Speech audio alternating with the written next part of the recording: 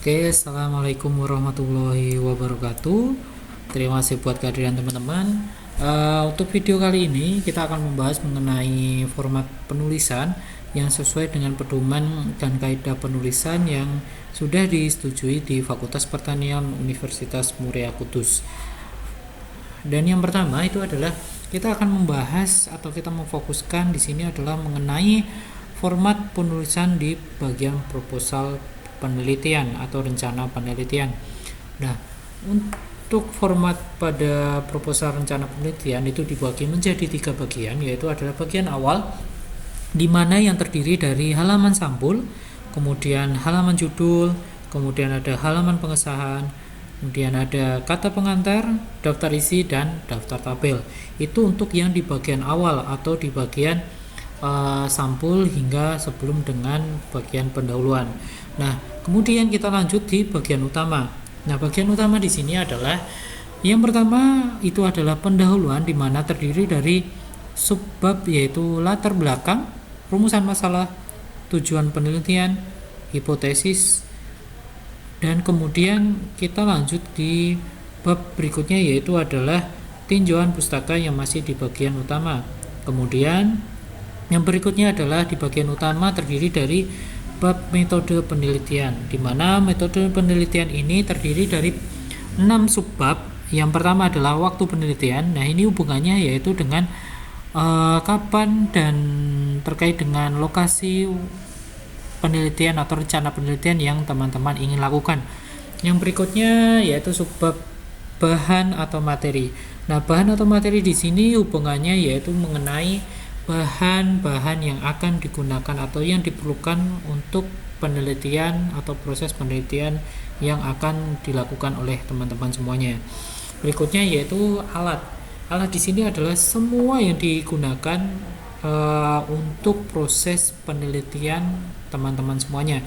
Bisa alat tulis, bisa penggaris, bisa cangkul, bisa traktor ataupun sejenis yang lainnya. Nah, yang berikutnya adalah metode penelitian.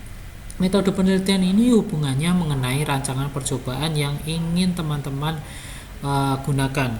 Nah, rancangan percobaan ini bisa menggunakan rancangan acak kelompok lengkap, rancangan acak lengkap, ataupun split fold, ataupun yang lainnya, tergantung dari penelitian atau pengujian yang ingin dilakukan oleh teman-teman semuanya. Terkait dengan metode penelitian di sini atau rancangan percobaan di sini, teman-teman akan mempelajari lebih dalam pada mata kuliah rancangan percobaan. Nah, di situ akan diulik bagaimana menggunakan atau melakukan suatu rancangan percobaan yang baik dan benar. Kemudian setelah itu kemudian analisis data. Nah, analisis data di sini hubungannya yaitu adalah menggunakan aplikasi pengolahan data apa yang ingin dilakukan oleh teman-teman. Kemudian ketika tersebut taraf kepercayaannya atau taraf kebenarannya itu berapa persen. Kemudian setelah itu apakah ada uji lanjut ataukah tidak. Nah, itu akan diulas lebih dalam lagi yaitu di rancangan percobaan atau di mata kuliah rancop rancangan percobaan. Nah, kemudian yang berikutnya adalah jadwal penelitian. Nah, jadwal penelitian ini hubungannya yaitu adalah dengan rundown yang berhubungan dengan penelitian teman-teman. Katakanlah penelitian teman-teman dilakukan selama 6 bulan. Nah, bulan pertama itu melakukan apa aja? Katakanlah persiapan bahan dan alat. Bulan kedua penanaman. Bulan ketiga mungkin adalah persiapan pemanenan pertama. Bulan ketiga mungkin adalah pemanenan akhir. Bulan keempat mungkin pengujian laboratorium, dan bulan kelima adalah penyusunan dan pengolahan data skripsi. Seperti itu hubungannya dengan jadwal penelitian. Nah, bedanya antara mata kuliah metodologi penelitian dan rancangan percobaan adalah ketika teman-teman belajar di mata kuliah metodologi penelitian itu adalah teman-teman mempelajari mengenai bagaimana cara menulis suatu karya ilmiah atau suatu laporan ilmiah dengan baik dan benar sesuai dengan pedoman yang sudah ditentukan. Nah, kalau teman-teman mempelajari pada mata kuliah rancangan percobaan itu adalah terkait dengan bagaimana cara mengolah atau menguji suatu data mentah menjadi suatu data yang bisa disajikan dan bisa menarik suatu kesimpulan. Nah, itulah perbedaan antara kedua mata kuliah tersebut. Nah, kemudian kita masuk di bagian akhir. Nah, bagian akhir itu terdiri dari daftar pustaka dan lampiran, di mana daftar pustaka ini adalah suatu segala hal sitasi ataupun segala hal mengenai kutipan yang dikutip dari suatu jurnal atau suatu halaman web ataupun buku ataupun tesis ataupun skripsi dari kakak-kakak tingkat kalian, itu akan dituliskan di daftar pustaka ini. Sumbernya adalah kumpulan, sehingga daftar pustaka itu adalah merupakan semua kumpulan sumber dari sitasi atau kutipan yang digunakan oleh teman-teman semuanya. Kemudian kita masuk ke lampiran juga. Nah, lampiran di sini hubungannya adalah dengan bisa menggunakan foto lahan ataupun foto ketika teman-teman melakukan penelitian. Intinya adalah yang berisikan segala hal terkait dengan faktor-faktor penunjang proposal penelitian tersebut. Nah, ini jika teman-teman memperhatikan di bagian kanan, cara ringkas sistematika proposal penelitian itu adalah sebagai berikut. Bagian awal nanti pertama adalah sampul, kemudian di berikutnya adalah halaman judul, kemudian adalah halaman pengesahan dan seterusnya, dan kemudian masuk ke bab pertama yaitu pendahuluan. Nah, pendahuluan terdiri dari ada beberapa subbab, yaitu adalah latar belakang, rumusan masalah, tujuan, hipotesis. Kemudian masuk ke bab 2 yaitu tinjauan pustaka. Kemudian bab 3 yaitu adalah bahan metode, dan berikutnya hingga dengan lampiran. Nah, di sini untuk format penulisan, teman-teman melakukan format penulisan yaitu menggunakan Times New Roman dengan besar atau ukuran huruf yaitu adalah 12, kecuali pada judul, kepada bab, sub anak bab dan kawan-kawannya. Nah, itu adalah menggunakan ukuran 14. Nah, ketika isi dari naskah proposal penelitian maupun skripsi itu menggunakan ukuran 12 pt. Nah, kemudian selain itu, semua kata serapan atau bahasa asing ataupun nama-nama ilmiah itu menggunakan italik atau ditulis secara miring. Kemudian menggunakan batas tepi atas 4, tepi bawah 3, tepi kiri 4, tepi kanan 3. Kemudian jarak antar barisnya itu adalah semua teks atau semua naskah itu 1,5 spasinya. Kemudian untuk selain itu seperti judul, bab, subbab dan kawan-kawannya itu adalah menggunakan spasinya adalah 1 atau single. Berikutnya adalah kita mencoba untuk masuk bagaimana sih cara untuk mengatur jenis huruf dan mengatur batas tepi atau marginnya. Kita masuk ke Microsoft Word. Nah, Microsoft Word di sini caranya adalah silakan untuk jika sudah ada tulisannya, silakan untuk memblok tulisan tersebut, kemudian mengaturnya ini adalah jenis tulisannya. Silakan pilih Times New Roman. Karena ini judul, tadi ketentuannya adalah besarannya adalah 14, maka tulislah 14. Kalau umpamanya naskah, umpamanya isi dari naskahnya ya 12 kan, tulis saja 12. Tapi kalau umpamanya judul, bab dan lain-lainnya ketentuannya adalah 14, tulis saja 14, kemudian enter. Dan jangan lupa untuk bold atau menggunakan huruf kapital. Kemudian ada di sini, kemudian teman-teman mengatur marginnya atau batas-batas tepiannya, yaitu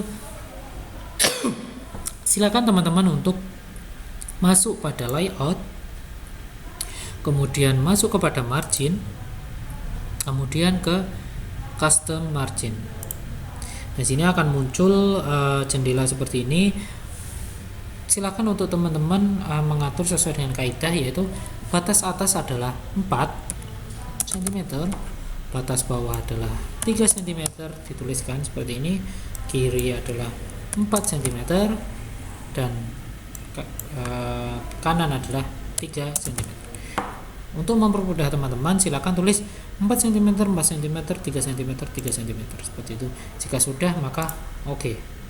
Nah, ini nanti berarti batas tepian di sini dimulai pada 4 cm dari atas, 4 cm dari kiri, 3 cm dari kanan, 3 cm dari bawah. Seperti itu. Itulah yang dimaksud dengan margin. Kemudian, untuk mengatur spasinya. Nah, tadi disebutkan bahwasanya selain naskah atau selain isi seperti judul, bab ataupun yang lainnya itu adalah menggunakan spasi 1, yaitu dengan cara masuk ke home, kemudian blok atau di blok untuk yang ini diatur spasinya, kemudian pilih di sini adalah line and paragraph spacing. Diklik saja, kemudian pilih angka 1. Nah, ini akan berarti dia spasinya adalah 1. Nah, untuk mengecek apakah dia sudah spasi 1 atau belum, maka bisa di blok lagi, kemudian diklik di sini. Nah, ini berarti dia belum spasi single atau 1, masih di spasi 1,15, maka diganti saja tunjukkan 1. Seperti itu. Oke. Kemudian ini sama semuanya, yaitu adalah spasi 1. Ganti aja spasi 1. Oke, seperti itu. Oke ya, paham ya untuk sampai sini. Terkait dengan menggunakan layout, itu adalah margin untuk mengganti tepian, kemudian untuk mengganti spasi kita blok terlebih dahulu, kemudian masuk ke line and paragraph spacing. Di sini bisa dilihat menjadi 1. Kemudian untuk mengganti jenis huruf, di sini ada Times New Roman. Kemudian ini adalah ukurannya. Kalau 12 ya ditulis 12. Kalau sesuai ketentuan 14 ya ditulis 14. Nah, oke, kita lanjut lagi ke materi. Nah, format penulisan sampul, halaman sampul dan halaman judul ini berbeda. Bedanya, halaman sampul itu adalah halaman yang nantinya akan terletak di paling depan. Adalah halaman sampul yang biasanya di print di kertas buffalo ataupun di hardcover. Nah, biasanya kalau ketentuan dari pedoman penulisan itu adalah untuk sampul proposal penelitian nantinya akan di print pada kertas buffalo berwarna hijau tua. Nah, ini hijau tua ini hubungannya adalah dia menandakan bahwasanya proposal penelitian itu berasal dari Fakultas Pertanian. Nah, kemudian bedanya dengan halaman judul adalah halaman judul ini adalah halaman setelah halaman sampul. Jadi halaman kedua setelah halaman sampul. Nah, halaman judul ini dia biasanya sudah di print di kertas HVS seperti biasanya. Seperti itu. Nah, untuk ketentuannya di sini sebenarnya sudah bisa dilihat di file yang sudah saya berikan di lampiran 21 dan 22 pada halaman 54 dan 55. Di sini juga sudah bisa dilihat judul sini adalah memiliki ketentuan yang memang harus rinci serinci-rincinya karena judul penelitian itu hubungannya adalah mengenai penelitian sehingga harus sejelas-jelasnya. Nah, dan tidak model tafsir. Nah, judul ini dianjurkan tidak lebih dari 14 kata. Nah, penghitungannya bagaimana? Nah, pemupukan itu sudah 1 kata, TSP itu sudah 1 kata, dan itu sudah 1 kata, bahan itu sudah 1 kata hingga dengan vertisol. Nah, ini tidak dianjurkan lebih dari 14 kata dengan ukuran 14 tadi dan dicetak tebal atau bold. Seperti itu ya.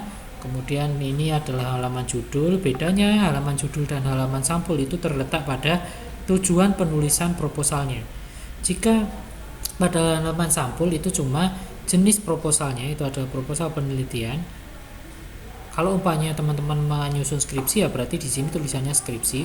Tapi karena ini konteksnya adalah menulis proposal penelitian ya berarti ditulis proposal penelitian. Kemudian ditulis oleh siapa? Kemudian di sini adalah identitasnya, identitas dari fakultas prodi mana, kemudian fakultas mana. Untuk tahunnya adalah tahun terbaru saat ini yaitu 2021 karena disusun di 2021. Nah, halaman judul bedanya adalah di sini ada maksud penulisan proposal, yaitu adalah diajukan kepada Fakultas Pertanian Universitas Muria Kudus untuk memenuhi sebagian syarat-syarat guna memperoleh gelar sarjana pertanian. Nah, di sini Sebenarnya ini adalah template dan semua mahasiswa pasti sama, bedanya adalah di judulnya karena disesuaikan dengan penelitian teman-teman, kemudian oleh ditulis siapanya ini, itu pasti. Nah, kemudian setelah halaman judul masuk ke halaman pengesahan. Halaman pengesahan seperti sama, yaitu adalah terdiri dari judul, kemudian disusun oleh siapa, kemudian proposal ini dipenuhi untuk pembuatan apa. Kemudian bedanya adalah di sini ada pembimbing utama, pembimbing pendamping, dan komisi sarjana. Seperti itu. Nah, pembimbing utama ini nanti akan ditulis dengan nama dosen untuk pembimbing utama teman-teman terkait dengan penelitian, kemudian dilengkapi dengan nomor induk pegawai atau nomor induk swasta atau dari NIDN dosen tersebut. Di sini juga di komisi sarjana juga ada. Di sini nanti teman-teman juga bisa mempelajarinya lagi di halaman 56 di lampiran 23. Ini juga sama surat pernyataan. Jadi teman-teman di sini masih tertulis bahwa untuk menyatakan bahwa skripsi. Nah, tinggal teman-teman menyesuaikan saja. Kalau umpamanya memang penulisannya sebagai proposal penelitian, berarti redaksinya adalah saya yang bertanda tangan di bawah ini menyatakan bahwa proposal penelitian yang saya susun ini bukan merupakan karya yang pernah diajukan bla bla bla bla bla hingga dengan Universitas Muria Kudus.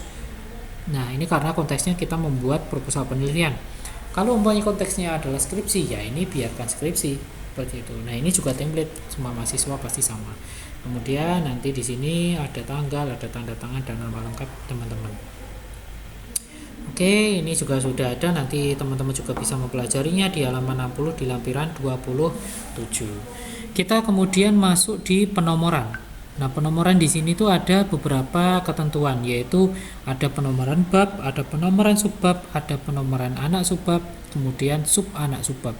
Nah, penomoran bab itu ditandai atau diciri dengan penomoran menggunakan angka Romawi kapital 1, 2, 3 dan seterusnya.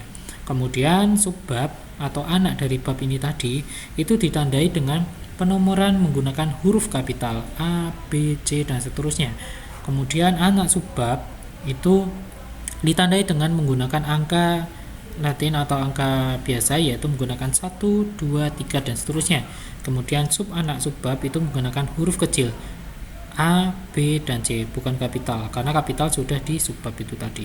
Oke, untuk biar tidak bingung kita langsung praktek saja, bahwasanya kita kembali ke Microsoft Word, kita langsung di bagian ini. Jadi subbab tadi atau bab maksud saya itu ditandai dengan penggunaan huruf Romawi kapital atau huruf Romawi besar, yaitu disebut dengan bab. Kemudian dilanjutkan dengan subbab yang ditandai dengan atau dinomori dengan huruf abjad kapital, yaitu A, B, C dan seterusnya. Kemudian anak subbab itu ditandai dengan penomoran menggunakan huruf angka, yaitu 1, 2, 3 dan seterusnya. Kemudian sub anak subbab itu ditandai dengan penomoran menggunakan abjad kecil A, B, C dan seterusnya. Nah, penulisannya yaitu adalah penempatannya, silahkan untuk bab itu adalah paling atas. Kemudian ketika sudah masuk subbab, silahkan untuk disejajarkan dengan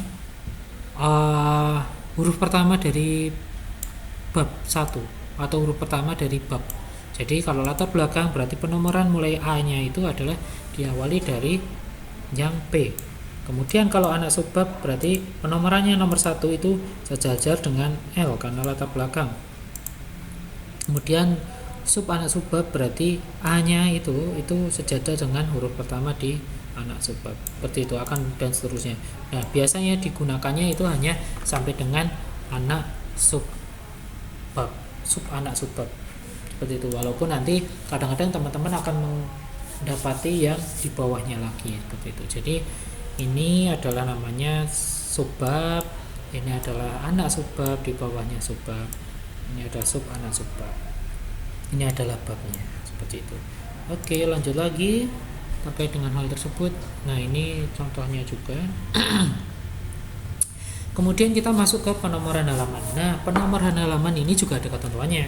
Jadi di bagian awal yang kita tahu tadi, di bagian awal itu terdiri dari halaman sampul, halaman judul, halaman pengesahan, kata pengantar, daftar isi, dan daftar tabel. Nah, di bagian awal ini penomorannya itu diletakkan di bagian tengah. Di bagian tengah dengan menggunakan angka Romawi kecil, yaitu menggunakan angka Romawi kecil. Nah, setelah masuk di bagian setelah masuk ke bagian utama, yaitu pendahuluan hingga dengan terakhir bagian akhir, itu menggunakan angka biasa, yaitu 1, 2, 3 dan seterusnya, tetapi diletakkan di bagian atas kanan pojok atau pojok kanan atas. Nah, bagaimana caranya? Oke, kita langsung praktekkan saja. Oke, kita coba hapus dulu ini, kemudian ini dihapus dulu. Oke, caranya adalah silakan teman-teman untuk klik kursornya di halaman pertama, kemudian pilih insert, kemudian masuk ke page of number.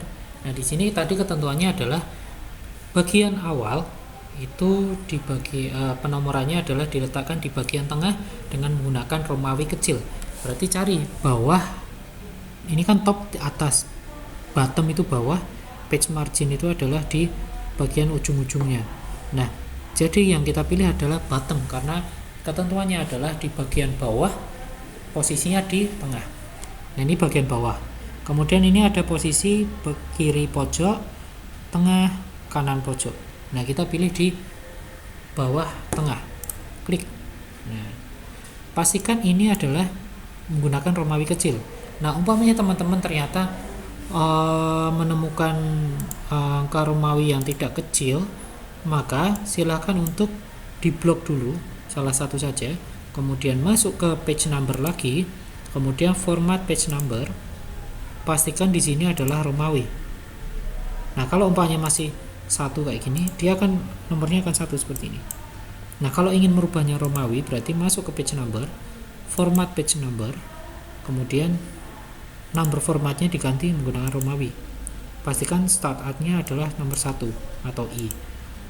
Nah, ini kan 1. Sebentar. Nah, kita pastikan dulu semuanya Romawi. Oke. Kemudian ketentuannya adalah di halaman pertama, di halaman judul tidak menggunakan penomoran. Berarti kita blok terlebih dahulu, kemudian pilih di different first page. Klik aja. Nanti akan berbeda, yaitu di halaman pertama tidak akan muncul penomoran, sedangkan halaman kedua akan muncul penomoran, halaman ketiga 4 pastikan, terus 5, 6. Nah, kemudian kita ingin penomoran yang berikutnya. Karena ini sudah masuk ke pendahuluan, otomatis kita akan melakukan penomoran di bagian utama. Bagian utama itu terdiri dari pendahuluan hingga dengan nanti di bagian akhir.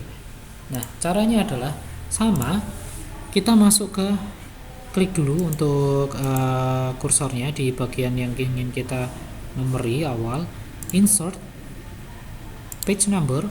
Nah, ketentuannya adalah di bagian utama itu terletak di bagian atas, berarti top.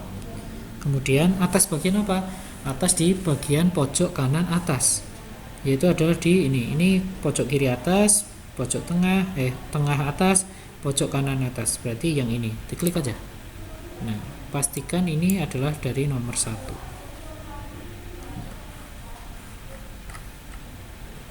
Oke. Nah, kemudian di close header and footer. Ini udah 1, 2, 3 dan seterusnya. Itulah untuk penomoran. Oke ya, untuk penomoran seperti itu, pastikan penomoran menggunakan Times New Roman dengan ukuran 12 juga. Caranya yaitu adalah klik 2 kali pada daerah nomornya, kemudian di blok, kemudian pilih home, kemudian ganti Times New Roman, ukurannya adalah 12. Nah, ini akan otomatis di atas juga akan berubah Times New Roman ukuran 12. Oke ya, berarti sudah. Kemudian kita langsung lanjut ke bagian berikutnya, yaitu adalah penomoran tabel, penamaan tabel. Nah, di sini sebelum kita masuk ke penomoran tabel dan penamaan tabel, kita kembali ke sini. Kita akan berlatih yang namanya adalah menggunakan daftar isi atau mengisi daftar isi secara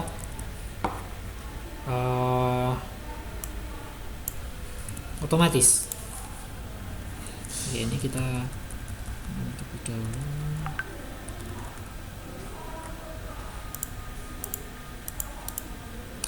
Oke, caranya yaitu adalah kita masuk ke ini bagian styles. Nah, ini kita ke bagian yang heading 1. Heading 1 diklik. Oke, untuk penomorannya yaitu katakanlah kita ingin menggunakan di pernyataan ini. Yang pertama, ini kita fokus ke bagian paling atas. Kita pilih di heading 1, itu pilih modify, kemudian pilih yang di heading 1 itu diganti dengan bab. Pastikan penulisannya itu adalah formatnya Times New Roman, kemudian ukurannya adalah 14, ini adalah justify, center atau rata tengah, kemudian di bagian ininya adalah ini di rata kiri, kemudian di bagian tengah ini adalah pilih yang bagian tengah, kemudian warnanya pilih di otomatis karena biar warnanya hitam, kemudian di OK saja. Nah, ini baru bab. Kemudian di heading 2 kita akan membuat subbab. Di sini ganti aja dengan subbab. Pastikan di sini Times New Roman, kemudian ini adalah rata kiri, kemudian di ini adalah tetap 14 ukurannya. Nah, ini adalah tengah, pastikan tengah, kemudian di ini otomatis juga yaitu warna hitam, kemudian di OK juga. Setelah sudah di bab, kemudian kembali ke yang berikutnya adalah di heading 3, di modify, heading 3 diganti dengan sub bab, yaitu di sini diganti Times New Roman, ukurannya adalah 14, di sini warnanya ganti otomatis, kemudian ini pastikan di kiri dan ini di tengah. Oke, kemudian jika sudah di OK. Nah, berarti sudah ada bab, ada subbab, kemudian ada sub-subbab. Nah, kemudian ini kita di pernyataan ini dibuat menjadi bab. Diklik aja sini ya, karena ini merupakan bab atau merupakan pernyataan, atau mungkin di sini bisa. Oke, saya ulangi. Di sini kita mulai untuk membuat daftar isinya dari halaman pengesahan. Nah, karena kita sudah membuat bab, subbab, sub-subbab, untuk daftar pengesahan, maka proposal penelitian ini berjudul itu kita jadikan bab. Kemudian kita pastikan dia berada di tengah. Kalau umpamanya dia masih berada di kiri, kemudian kita tengah. Nah, ciri-cirinya dia sudah menjadi heading ini tadi, itu ada tanda hitam di pojok kiri. Nah, seperti ini. Kemudian jika sudah, kita di pernyataan juga. Pernyataan kita jadikan bab juga. Kemudian kita bagian tengah. Kemudian jika sudah, kemudian jangan lupa untuk kita masukkan juga daftar isi menjadi bab juga. Kita taruh tengah. Kemudian daftar tabel juga kita masukkan di tengah juga. Kemudian pendahuluan, karena ini termasuk bab, kita taruh tengah juga. Nah, kalau umpamanya dia penomorannya hilang, maka silakan untuk ditulis secara manual pakai titik kemudian di spasi, kemudian dirapikan. Pastikan untuk A-nya adalah sejajar dengan P ini tadi. Nah, ini karena bab ya. Kemudian latar belakang ini berarti masuknya dia adalah subbab, maka klik aja subbabnya. Nah, nanti penomorannya akan hilang, jadi ditulis secara manual lagi. Pastikan untuk sejajar dengan sini untuk mengaturnya. Kemudian ini juga rumusan masalah, kejadikan subbab. Ini nanti silahkan untuk ditulis secara manual. B, pastikan ini nanti rapi. Sini juga sejajar dengan di atasnya. Kemudian ini juga ganti dengan subbab. Pastikan ini juga untuk penomorannya ditulis dengan manual. Perhatikan, jangan lupa untuk setiap penulisan kerapian itu sangat penting, sehingga ditulis ini juga subbab, kemudian ditulis secara manual juga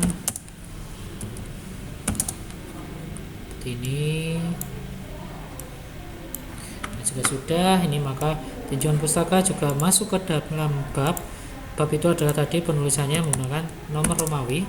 Kita rapikan dengan yang di atasnya, kemudian seperti ini kita rapikan dua-duanya.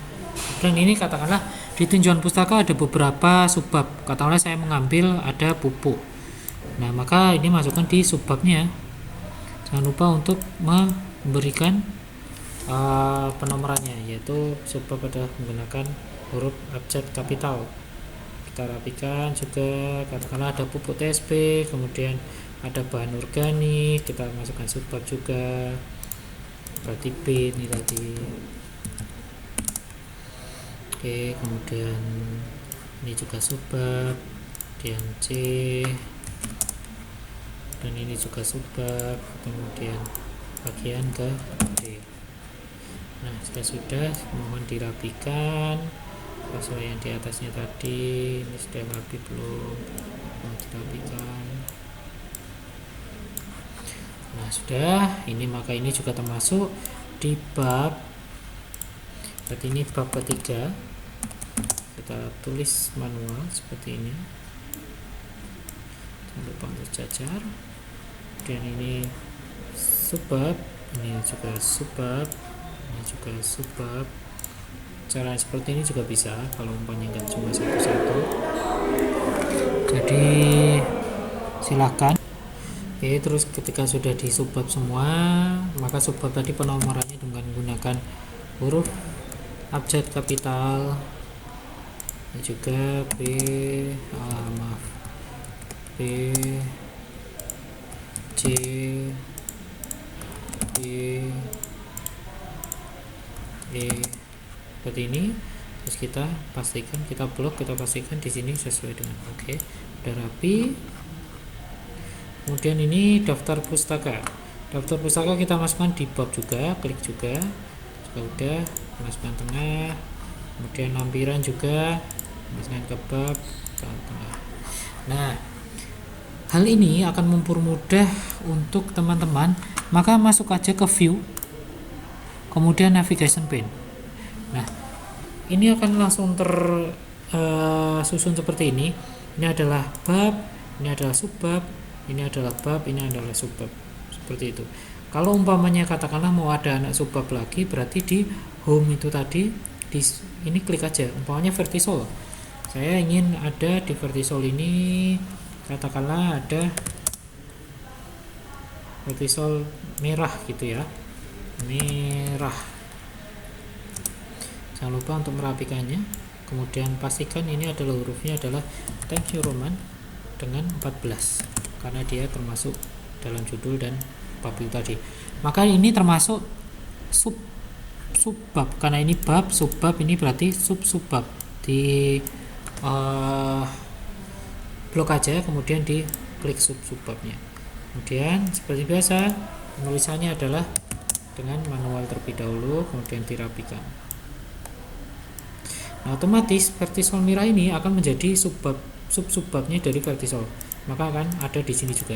Nah, hal ini akan mempermudah teman-teman ketika nanti katakanlah ada revisian mengenai tinjauan pustaka di bahan organik, berarti klik aja di sini, klik, nanti akan secara tidak langsung ke bagian bahan organik, halaman bahan organik. Katakanlah saya ingin mengetahui jadwal penelitian, klik aja di sini, sudah langsung ke jadwal penelitian. Saya ingin mengetahui latar belakang saya, klik aja di latar belakang, sudah latar belakang. Nah, setelah itu karena sudah membuat heading ini tadi, maka kita akan bisa membuat daftar isi secara otomatis. Caranya adalah kita masuk di reference ya. Kemudian kita langsung masuk ke reference, kemudian silahkan ke table of contents. Oke, di sini pilih di custom of table and contents. Nah, ini adalah yang pertama, silakan show level. Show level di sini ingin menampilkan berapa. Kalau umpamanya kita menampilkan hingga sub bab, berarti ada 3. Karena level pertama adalah bab, level kedua adalah subbab, level ketiga adalah subbab. Dan mungkin nanti kalau umpamanya pengen 4 level, ya berarti anak anak subbab. Seperti itu. Jadi kalau kita ingin menampilkan 3 hingga dengan subbab, berarti show levelnya adalah 3. Nah, tab leadernya ini adalah hubungannya adalah dengan ini huruf bentuknya, apakah titik-titik panjang ataukah mungkin titik-titik lebih panjang lagi. Nah, biasanya kita menggunakan titik-titik yang kecil ini. Kemudian jika sudah, maka ini kan bab, subbab, subbab. Kalau ingin 2 level ya bab, subbab seperti itu. Tapi kita ingin mencoba untuk menampilkan 3 level. Kemudian jika sudah, kita oke saja, spread. Ini akan tertulis secara otomatis seperti ini. Nah, ini karena tadi ada subbabnya hingga vertical merah, jadi seperti ini. Nah, Pak, bagaimana untuk merapikan ini? Ini kan spasinya terlalu jauh, berarti tinggal ini diblok aja. Bagian ini diblok, kemudian dirapikan dari sini ya. Rapikan. Nah, kemudian ini juga pastikan di sini dirapikan lagi, dijajarkan dengan huruf A-nya seperti itu. Hingga di sininya juga sama, bisa satu persatu atau mungkin blok dari atas ke bawah ini. Kemudian ini dirapikan seperti yang di atas. Kemudian ini juga di jenjang pustaka, maka dirapikan. Itu hingga dengan di akhir. Nah, ini wah Pak, ini bahan metodenya rusak, berarti tinggal diginiin aja.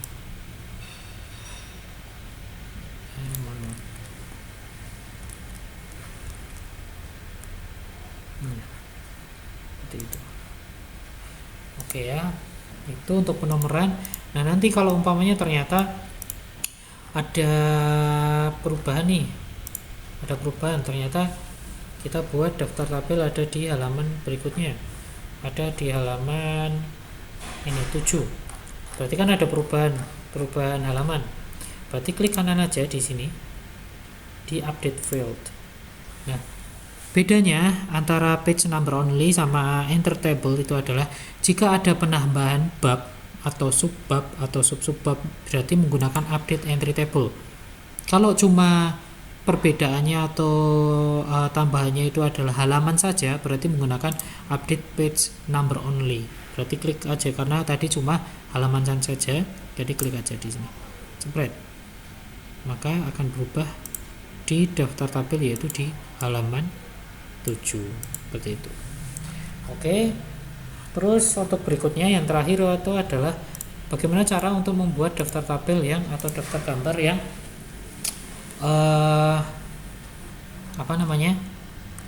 otomatis. Nah, katakanlah kita ada tabel di bagian pendahuluan, ya kan, ada tabel seperti ini. Bagaimana caranya? Yaitu adalah teman-teman masuk ke reference, kemudian insert caption. Nah, kemudian teman-teman buat aja new label. Di sini tulis tabel. Ya sudah, di oke. Nah, kemudian di sini pilih yang pastikan di labelnya ini adalah tabel. Pilih ke numbering. Karena di sini kita menggunakan angkanya itu angka biasa 1 2 3 tanpa Romawi, maka di sini formatnya adalah 1 2 3. Kemudian di sini kita kan ingin adanya bab dan tabel keberapa. Karena seperti contohnya, kalau umpamanya tabel 4.1 berarti dia masuk ke tabel bab 4 tabel nomor 1. Seperti itu kan. Berarti kan harus ada penjelasan dia bab mana. Nah, bab mana itu tadi dia masuk ke heading 1. Seperti yang kita bahas tadi, kita atur tadi. Maka di sini pilih di heading 1. Terus penghubungnya itu tanda strip seperti ini, kemudian pastikan sudah pas, kemudian di oke saja tidak apa-apa, kemudian di oke lagi, spread. Nah, tabel yang pertama ini dia pasti akan menentukan atau menyesuaikan dari penomoran Romawi. Nah, karena kita menginginkannya itu tidak Romawi adalah kita menggunakan satu, ya kita ganti aja satu seperti itu, manual, nggak masalah. Nah terus kita namai umpamanya tabel 1 pengaruh bla bla bla bla gitu ya. Nah kalau umpamanya ini masih ada warna biru, kemudian kita ganti aja di sini, masuk ke home, pastikan ini tulisannya ada Times New Roman dengan 12, kemudian kita ganti untuk warna anunya adalah otomatis. Nah seperti ini, dan jangan italic, kita biasa aja. Nah seperti ini. Oke, paham? Kita lanjut coba sekali lagi ya di tabel yang berikutnya. Berarti ini tabel di bab 2 nomor 1, urutan ke 1. Berarti bagaimana caranya? Yaitu adalah menggunakan reference, masuk ke insert question, pastikan di sini sudah ada tabel. Kalau belum ada ya berarti new label, ya kan? Atau kalau umpamanya tadi kan sudah dibuat yang pertama tadi, itu bisa. Kalau umpamanya belum buat ya new label terlebih dulu, kemudian tabel, klik tabel. Jika sudah, klik sudah, terus kemudian numberingnya sesuaikan, headingnya adalah heading 1 karena kita menginkludkan babnya yang ada di heading 1, kemudian di oke saja, nggak masalah ini ya, kemudian oke. Nah ini akan ada di tabel bab 2 karena dia menyesuaikan angkanya di sini, kemudian dia di nomor 1 seperti itu. Nanti kalau umpamanya ada tabel lagi ya berarti dia akan menyesuaikan lagi, umpamanya dia akan di tabel seperti ini, maka kita akan membuat tabel yang di bawahnya ini. Maka caranya insert caption, pilih ini pastikan tabel, kemudian numberingnya pastikan ini sudah benar, ini 1, kemudian di oke saja, akan otomatis menjadi 2 Romawi ke 2. Nah ini diganti secara manual aja 2, ini juga diganti secara manual aja 2, kemudian tulis saja umpamanya judul tabelnya pengaruh apa bla bla bla seperti itu. Ini juga pengaruh bla bla bla. Nah ini kan masih biru warnanya, pastikan diganti dengan Times New Roman nomor 12 angka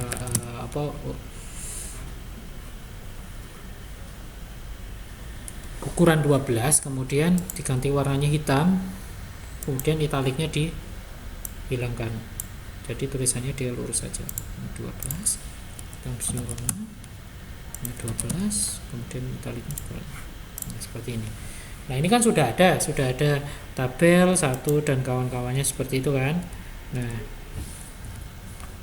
Nah maka untuk caranya membuat daftar tabelnya adalah sama, yaitu diklik ini aja, kemudian masuk ke reference, kemudian insert table of figures.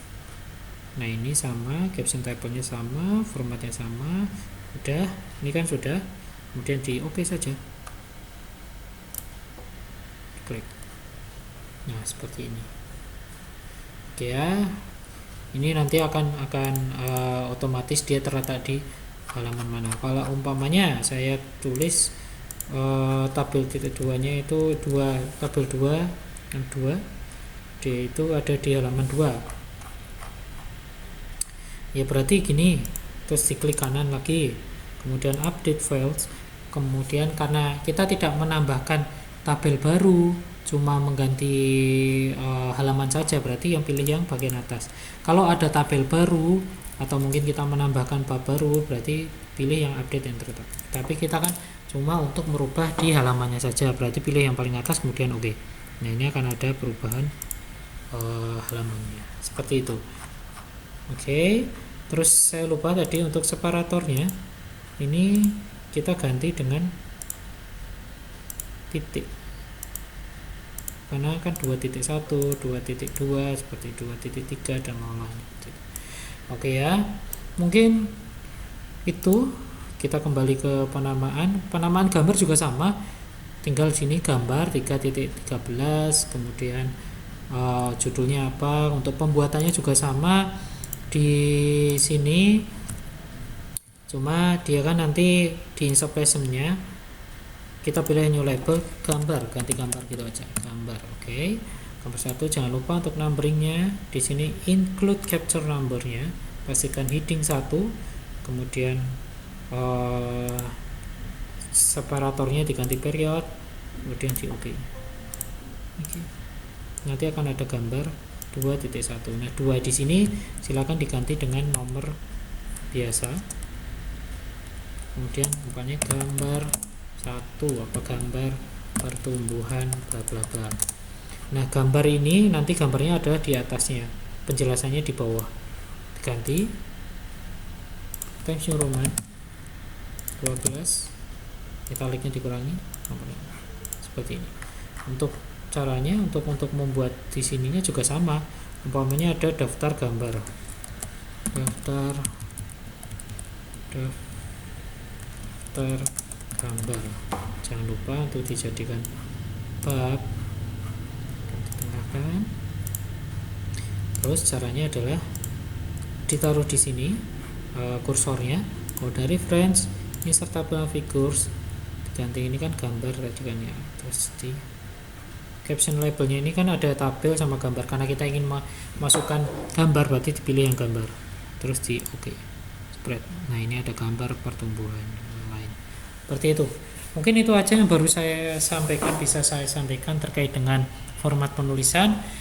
Sekiranya jika ada pertanyaan, nanti silahkan kita diskusikan di grup WhatsApp, ataupun teman-teman bisa menemui saya secara langsung, ataupun nanti kita bisa diskusi melalui perkuliahan seperti biasanya. Mungkin itu saja yang baru bisa saya sampaikan terkait dengan materi format penulisan proposal penelitian. Kurang lebihnya mohon maaf. Bila taufiq wal hidayah. Assalamualaikum warahmatullahi wabarakatuh. Semoga bermanfaat.